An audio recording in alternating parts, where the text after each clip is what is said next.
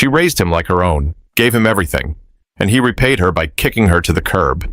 It was a Thursday, late afternoon, the kind of day where the sun doesn't know if it wants to shine or call it quits early. Evelyn stood on the front porch in her house slippers, holding a reusable grocery bag with a loaf of bread, a few cans of beans, and a rotisserie chicken still warm through the plastic. She pressed her hip against the front door, her door, and realized something wasn't right. The key didn't fit. She tried it again, turned it slow, fast, flipped it upside down like maybe she just wasn't thinking straight. But it wasn't her hand that was wrong. It was the lock. The deadbolt had been changed. She knocked once, then twice, then louder with the side of her fist. Still holding the grocery bag, still wearing her soft blue cardigan that smelled faintly of lavender, still standing where she had stood for 22 years. And then the door opened. Just a crack. Ryan's girlfriend, Natalie, peeked through the gap, her eyebrows raised like she wasn't expecting company. "Oh, hey, you weren't supposed to be back until later." Evelyn blinked. "Why can't I get in the house?" Natalie hesitated. She looked back over her shoulder, then stepped outside, pulling the door shut behind her. "I think Ryan was going to talk to you about that." "Talk to me about what?" "You don't live here anymore." Silence fell like a brick. Evelyn held her grocery bag tighter, suddenly unsure what to do with her hands. Her chest tightened. "What did you just say?" Natalie gave a nervous little smile, the kind people use when they're pretending everything's normal. "Look, it's just paperwork stuff, nothing personal. Ryan said you agreed to transfer the deed." "I what?" "He said you signed a few weeks ago. Remember? All those documents at the kitchen table?" Evelyn stared, and slowly it started to click. The forms, the way Ryan brushed off her questions, told her it was just housekeeping, that we need to get things in order, that this'll protect the house if anything happens to you. She had trusted him. She had trusted her son. And now her hands were trembling. Natalie didn't wait for more questions. She slipped back inside, muttering something about giving Ryan a call. The door shut again, locked again.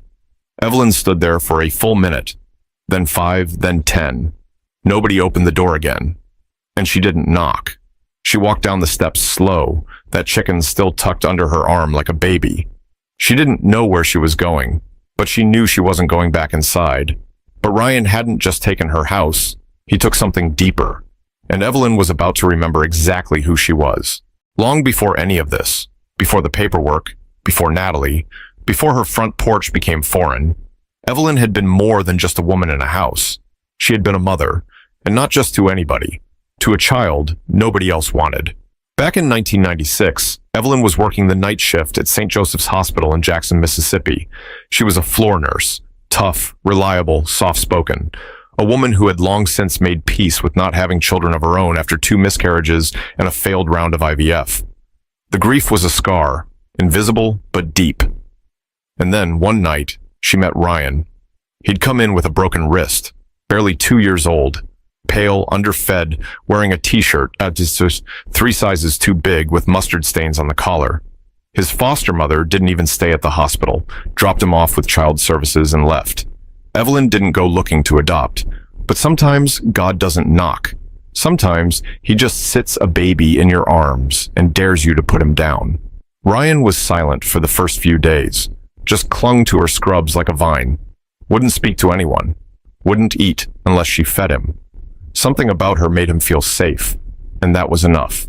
2 months later, she filed the first set of papers. 6 months after that, he had her last name. Her friends thought she was crazy, a single black woman in her late 30s adopting a white toddler with behavioral issues. "Girl, you trying to save the whole system?" "No, just this one," she'd reply.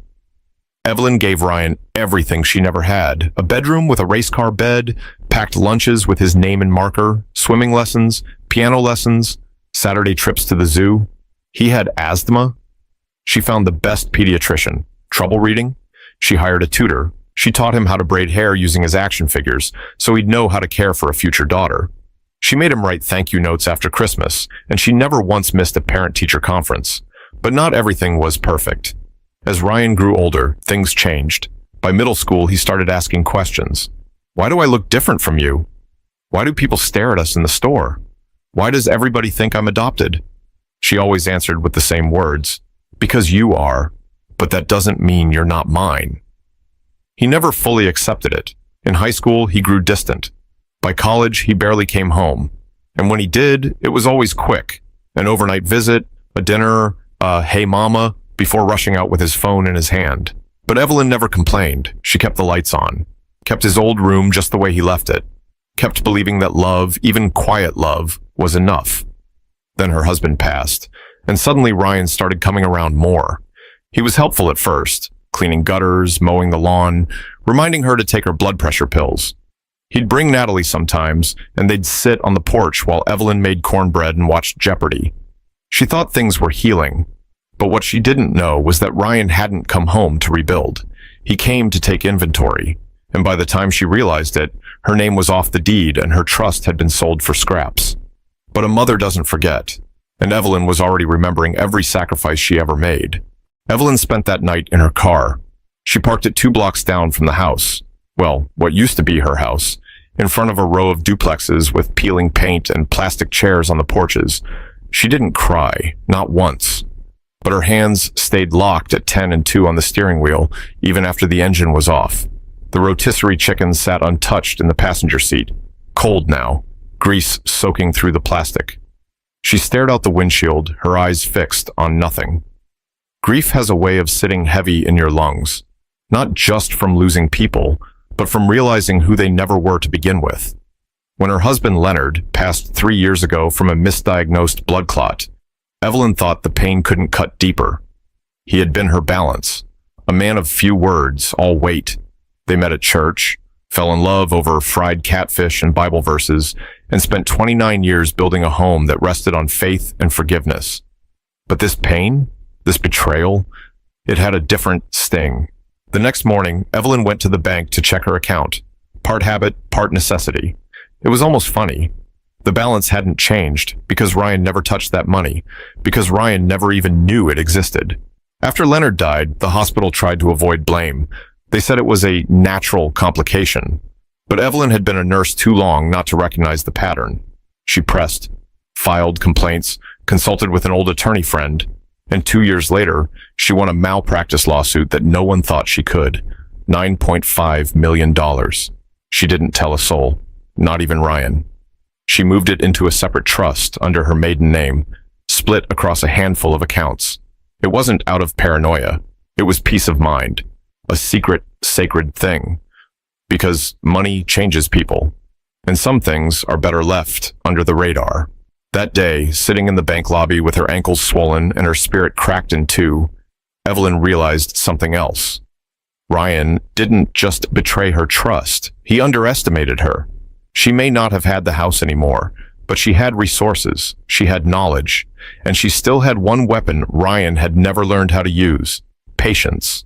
So she booked a motel room in Meridian, paid in cash. 2 nights, no questions. She needed a plan, but more than that, she needed to sit still and remember who the hell she was. She flipped through an old notebook she kept in her purse, full of prayers, phone numbers, and handwritten reminders to call her cousin in Lafayette. At the back of it was a note she'd scribbled years ago, the day the court settlement came through. Don't let money make you loud. Let it make you quiet. Let it buy you time. She smiled at the page. Ryan thought he kicked her out, but he had no idea he'd just set her free. But freedom doesn't mean comfort, not yet. And Evelyn still had some fires to walk through before she rose again. The first time Ryan put a stack of papers in front of her, it was a Sunday. Evelyn was sitting at the kitchen table, folding dish towels while the oven ticked away at a sweet potato pie. Her knees ached that day. Rain was coming. She could feel it in her bones, but she smiled through it. Ryan had stopped by without calling first, and even though she didn't like surprises, she told herself maybe he missed her. He walked in wearing one of those slim-fitted dress shirts that looked like it belonged to someone else's body. Natalie followed behind him, barely looked up from her phone. "Hey, Mama," he said, giving her a half hug. "We brought some papers. Nothing serious, just stuff to help with taxes and the house. Cleaning things up on the back end, you know?" Evelyn furrowed her brow. "What kind of papers?" Ryan pulled out a folder like a magician with a deck of cards. "Trust paperwork, real estate transfer, Some power of attorney language. We had it reviewed. Natalie's firm does this kind of stuff all the time, totally standard. Natalie chimed in from behind her screen, not looking up. It's just a way to protect your assets, Ms. Carter. Avoid probate. You'd still be covered for everything. I didn't ask to avoid anything, Evelyn said quietly, her hands resting on the unfolded towel. Ryan chuckled. I know. That's why we're doing it for you. Look, if something happens to you, God forbid, it'd be a mess to untangle the house and your name on all the documents. This just makes sure things stay in the family. Evelyn stared at the paper. The letters swam a little. She didn't wear her reading glasses often. She hated how they pinched the sides of her nose. Ryan noticed. Here, he said, handing her a pen. I highlighted the signature lines. You don't need to worry about the rest. I already went over it with them. She hesitated. She wanted to say something like, I should probably have someone look at this. Or, why do you need power of attorney now? But Ryan was her baby, her little boy who used to cry when she walked past his crib, the one who needed an inhaler every time he got too excited, the one she stayed up with all night when he got chickenpox at 6 and refused to sleep without holding her hand, so she signed, page after page. He even joked as she scribbled her name. You're making history, Mama. She laughed once, just a puff of air. The pie timer went off and she got up to turn the oven off. That moment stuck in her mind for weeks after. The smell of cinnamon and burnt sugar, the sound of the pen cap clicking shut, the smile on Natalie's face that felt just a little too satisfied. She didn't know it then, but that afternoon was the last time she'd ever sit at that kitchen table. The next visits were shorter. Ryan started showing up with bank statements and investor friends she didn't care to meet. He was always busy, always talking about flipping properties, building portfolios, how her home was equity waiting to be unlocked. He started calling her Evelyn in front of Natalie. That was new. And one day, while she was watering the begonias in the front yard, she overheard Natalie say, once we close on this place, we can finally get that apartment in Dallas. That's when Evelyn started packing a small bag, just in case. She tucked away her Bible, her passport, the last photo she had of Leonard, and her notebook with the banking information for the settlement she had never told Ryan about. Her body didn't move as fast anymore, but her mind? It was still sharp enough to know when love had curdled. But Evelyn hadn't come this far just to watch everything she built disappear, not without reminding Ryan whose name he'd signed away. The day Ryan called her a guest in her own home, Evelyn didn't say a word. It was a Wednesday, sometime after lunch. She had just finished vacuuming the living room, a chore she still liked to do herself, even though her knees hated her for it. Dust didn't care about age, and Evelyn believed in a clean house, no matter who was watching. Ryan walked in, sunglasses still on, earbuds hanging around his neck. Natalie trailed behind, mid-conversation with someone over Bluetooth. They didn't speak at first, just walked right past her like she was the cleaning lady. Then Ryan paused, turned around, and said casually, Hey, next time you use the Dyson, can you empty it out? We've got people coming to see the place this weekend. Evelyn blinked. People? Realtors. Just to get a feel for the value, market research. She stared at him. You selling the house? He chuckled like she had asked if he was moving to the moon. Not yet.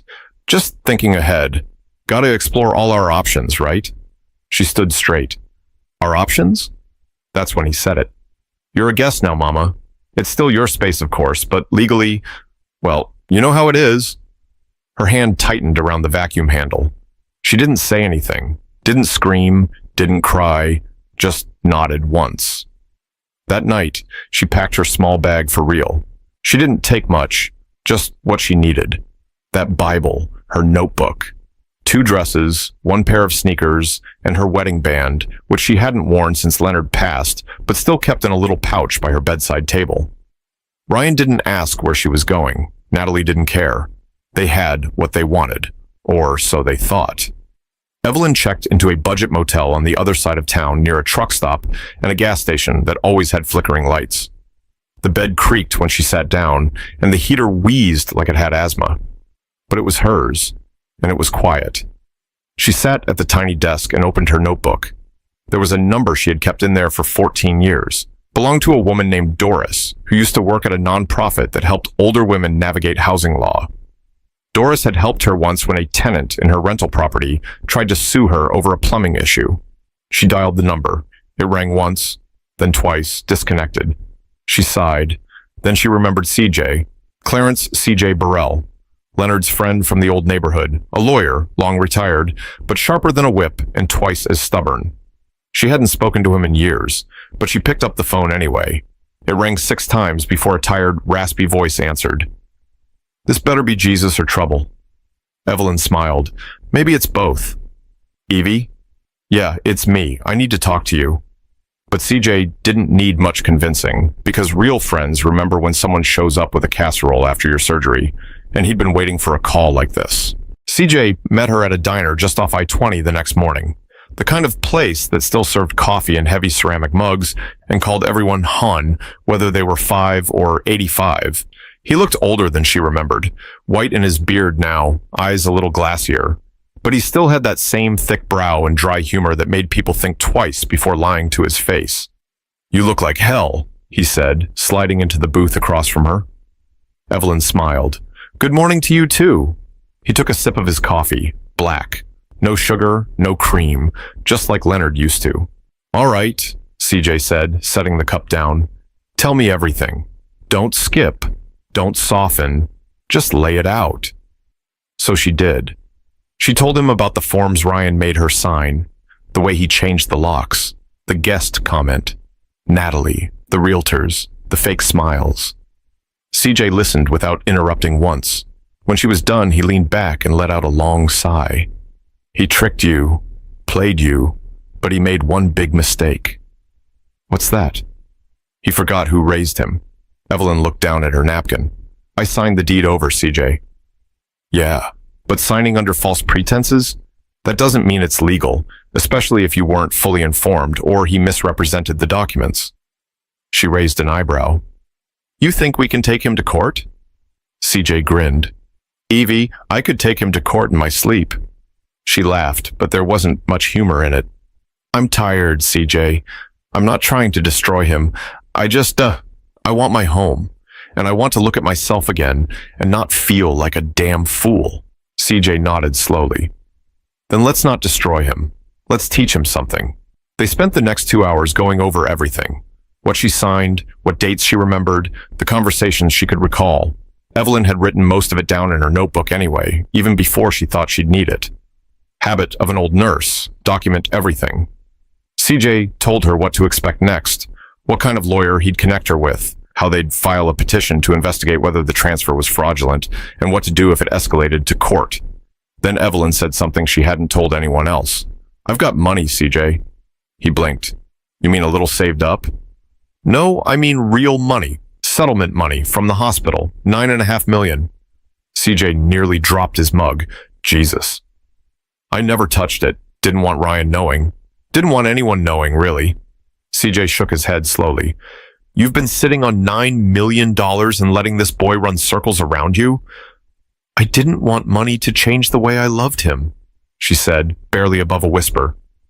CJ didn't answer right away, just stared at her, then reached across the table and touched her hand.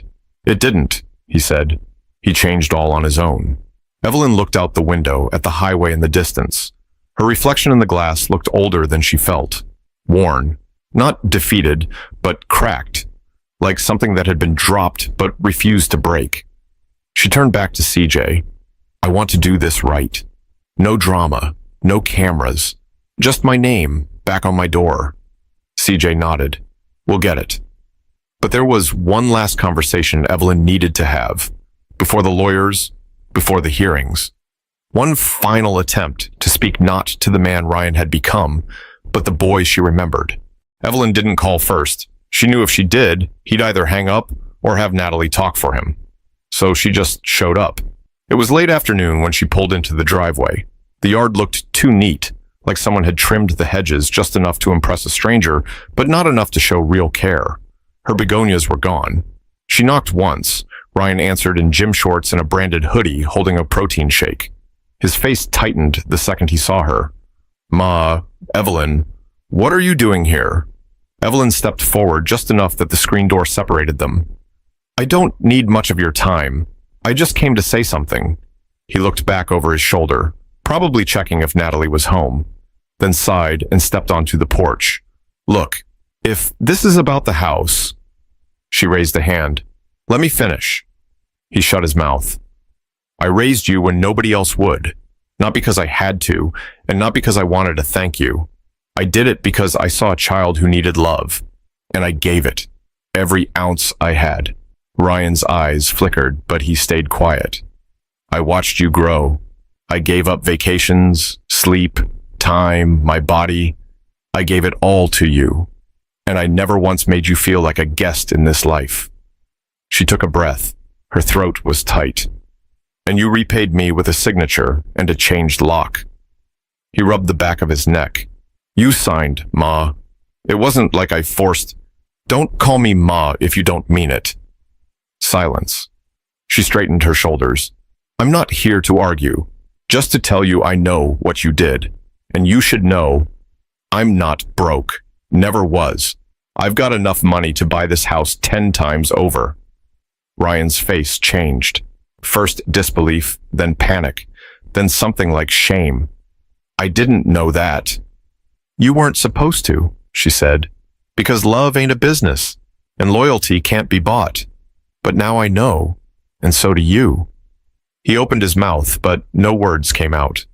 I've already spoken to a lawyer. This will go where it needs to go. I just wanted to look you in the eye one last time before it does. Ryan's hand dropped to his side. You're gonna sue me? No, she said. I'm gonna remind you what a real home costs. And with that, she turned and walked back to her car.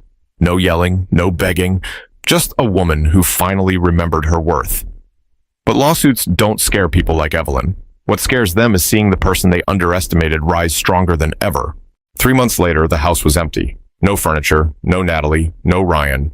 The new owner, a retired school teacher from Lafayette, said the place felt heavy when she first walked in, like it had been through something. And it had. CJ had moved fast. The fraud petition passed through the court quicker than expected.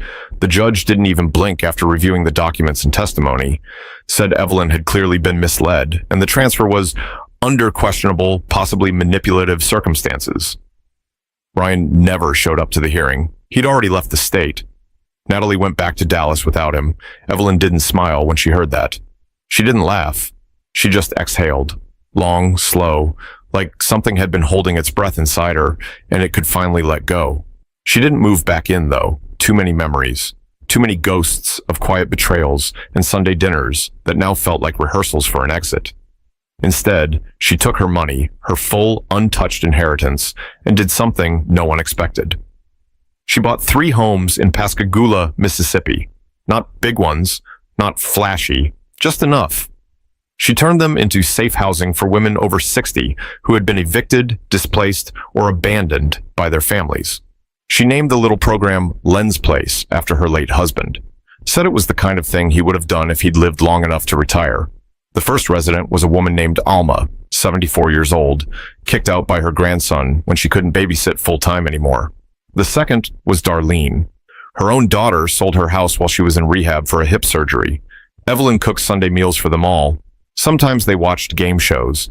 Sometimes they just sat on the porch and swapped stories about who hurt them and who they survived anyway. Evelyn never needed to explain her story. They saw it in the way she carried herself. Calm, steady, unapologetic.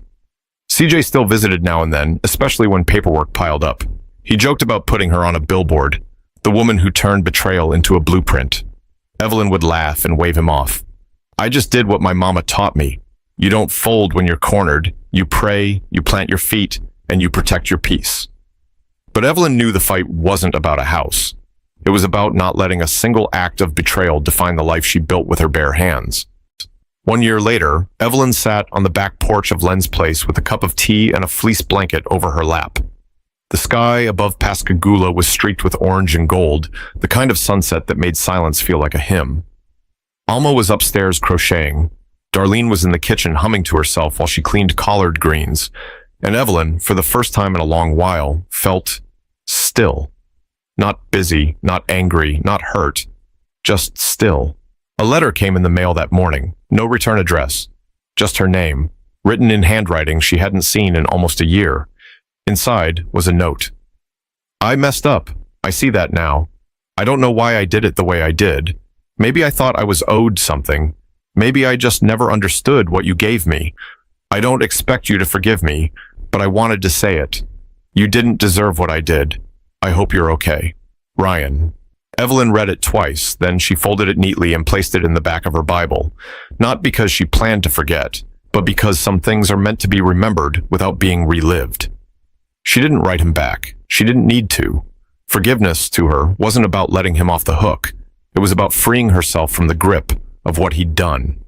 She knew something now that she hadn't known then. You can love someone fully, raise them right, give them your everything, and still lose them, not because of who you were, but because of who they chose to be. And that's not your shame to carry. Evelyn leaned back in her chair as the crickets began to tune up their evening song. She closed her eyes and breathed deep, the kind of breath that fills more than lungs. It filled memory. It filled meaning. A home wasn't just a roof. It was the people under it. And she had built a new one from scratch. No paperwork needed.